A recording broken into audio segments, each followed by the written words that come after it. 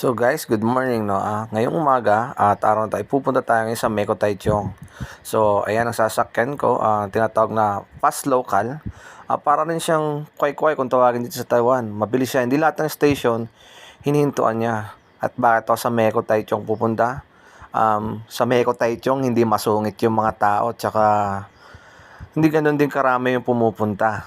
Maluwag, mabilis ang doon, ang process doon.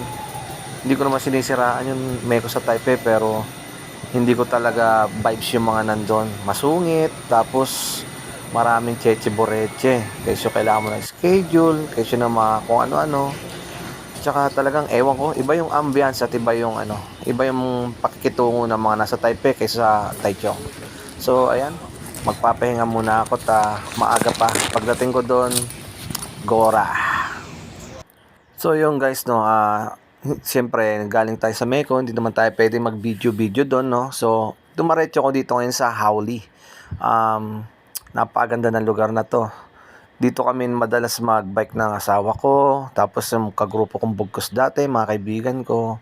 Mahaba rin tong bikeway na to, talagang dinadayo rin.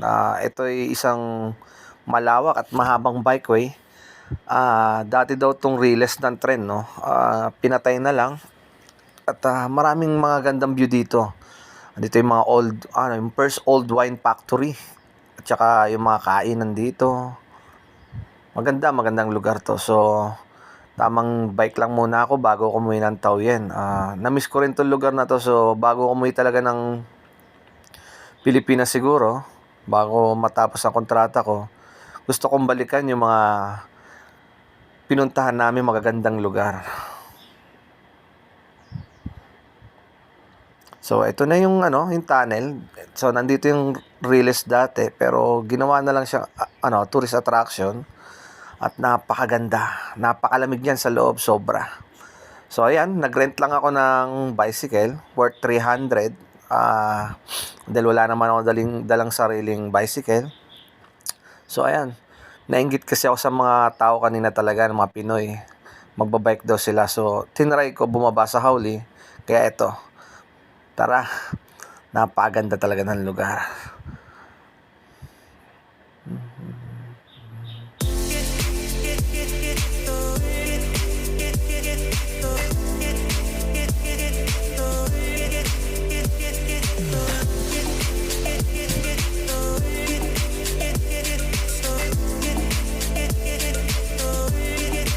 So ayan na nga, pumasok ako dito sa loob, ang labig, sobra. Pero sulit na sulit yung pagbabike dito. Bukas to hanggang 10 PM ng gabi, no? Ando sa sa bungad, pwede kang markila ng bike or e-bike, or doon naman sa bandang gitna nito ng bikeway, meron ditong pag-couple or for family na pwede mong rentahin, no? Ang the best dito pagka gusto mong is yung winter. Napakaganda ng lugar talaga.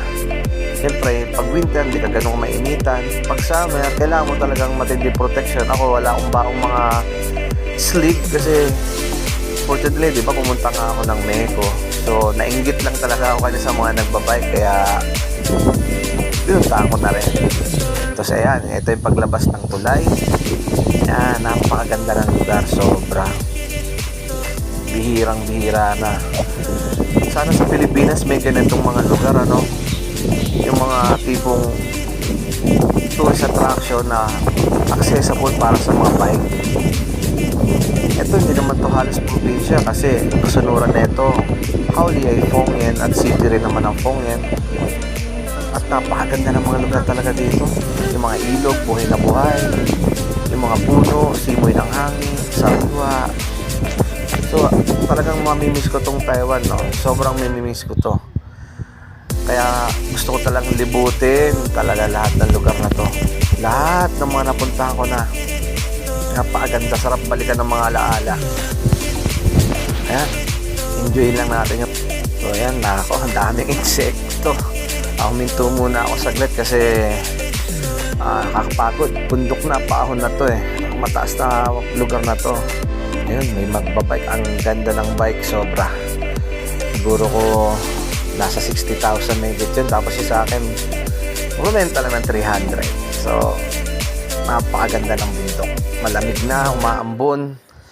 Pero, papadyakan pa rin natin yan kahit pagod na pagod tayo. Tatapusin natin to hanggang dulo. Sayang naman. Sayang ang tato. So yan, sobrang nakakapagod lang. Pero susulitin ko talaga, napakasarap magbike sa lugar na to. So yan, pahinga muna. At tingin-tingin muna tayo sa taas. Thumbs up tong lugar na to.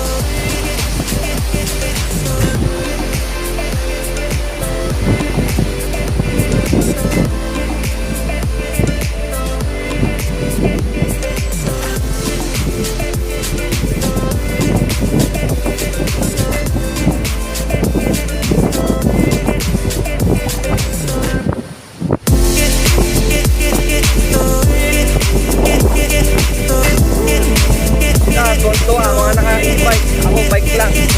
Dati 300 tong bike. Yung e-bike 500. Ano to? Naka-tread naman. Yung masusunod